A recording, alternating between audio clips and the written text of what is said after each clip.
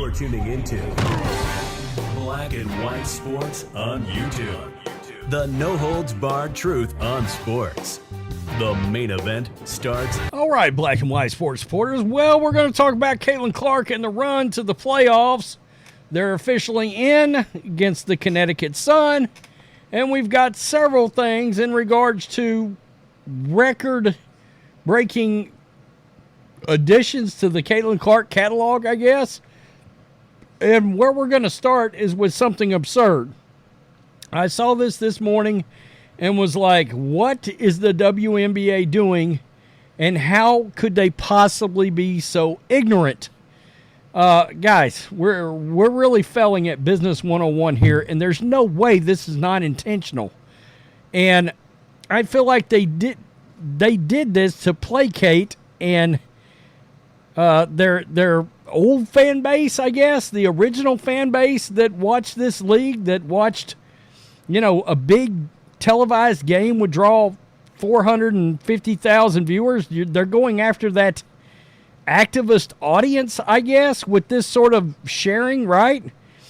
But the WNBA put this out 15 hours ago, and this is a celebration of the playoffs, right? 8 teams, but there can be only one winner. Leave your predictions on who you have been crowned the 2024 WNBA champs.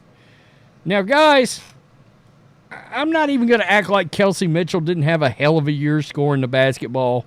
She did. But the idea that this league is still fighting who the face of the league is, and damn good and well, I'm going to keep it real here. If the Chicago Sky would have made the playoffs, there's not a chance in the pit of hell that Angel Reese's face would not be on this graphic for the playoffs. You put Kelsey Mitchell on here instead of Caitlin Clark, the face of your entire league. You left off this promotional graphic. Again, Kelsey Mitchell, hell of a basketball player, hell of a scorer. One of the best scorers in the league. I get that. But you left off this person, Caitlin Clark. Caitlin Clark scored the most points by a point guard in a single WNBA season. Ever. Guys, this is not by a rookie. This is in the history of the league by any point guard ever. She scored the most points. I mean, I am baffled. And folks,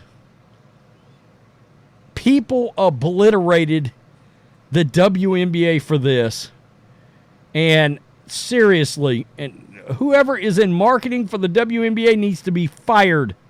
How do you leave out the biggest superstar who is saving this league from destruction? That being said, Kelsey Mitchell is still awesome. I mean, that's wild. The fact that Clark isn't on this graphic should prove to everyone the WNBA is jealous of her success. Is the actual league got a problem with her? I've got to wonder. I mean, does the actual league have a problem with their most important player, their greatest asset? Not having Clark on this graphic is another example of the WNBA having no clue what they're doing in regards to marketing and their product. It is no wonder this league has lost money for every year they've been in business, and that the NBA has had to prop it up financially to stay in business. There's no surprise here. No Caitlin on the cover. How is Caitlin Clark not on here? She's broken almost every record in the WNBA. This is the hook. Guessing because she's a white straight woman with a boyfriend, it doesn't fit the black lesbian narrative. All right then. I mean, it's kind of hard to argue with that. I mean, Brittany Griner made it, didn't she? It's weird. We want this league to grow, they keep saying. They want things like this to happen. The Washington Mystics drew the biggest crowd in the history of the WNBA last night. 20,711 fans. Yeah, sarcastically, wow, you guys did it. Wink, wink. Everybody was there. This guy literally says, Jesus Christ, nobody came to see your shitty team. You know who they came to see. Just accept it. Caitlin Clark, your WNBA Jesus. Quit hating and embrace it. It's wild. The league can't even deal with this. This came out. This is the Jordan effect versus the Clark effect. And it's eerily similar. It is. But because this league was so down, the progression in growth is even more dramatic, really and truly. MJ and Caitlin both had a 2020 rookie record season. Attendance up 182%. God, that's nuts. I guess for the Indiana Fever, you see MJ over there. Previous record, 13 and 27, went to 20 and 20. 16 and 24, went to 2020. I mean, it's so the Jordan effect and the Clark effect are pretty close. But this may be the one that drops your jaw, folks, and is why the NBA it makes that thing most baffling to not have Caitlin Clark on there. It would have been cheaper to go to every 2023 WNBA Finals game than to buy the cheapest ticket to see Caitlin Clark versus the Sun in the first round. You see that, folks. 4 games to see A'ja Wilson. Everybody keeps saying she's the greatest player in the history of the world. To see A'ja Wilson, 4 games, $131. To see one Caitlin Clark opening playoff game, $133. And by the way, that's the cheapest ticket. The cheapest ticket. Caitlin Clark's first 2 playoff games are the most expensive WNBA playoff games on record at TickPick. Wow. Oh, and here's a breakdown right here, folks. For reference, cheapest ticket sold to the WNBA Finals, 2023, $30, $25, $40, and $36. That is nuts. This is a breakdown versus other games. Get-in prices for the first round. $133 for the Fever and Sun. $65 for the Lynx and Mercury. $18 for the Dream and the Liberty. And the Seattle Storm and Aces are $23. Game 1 and Game 2, Fever at Sun, are the 2 most expensive first-round tickets on record.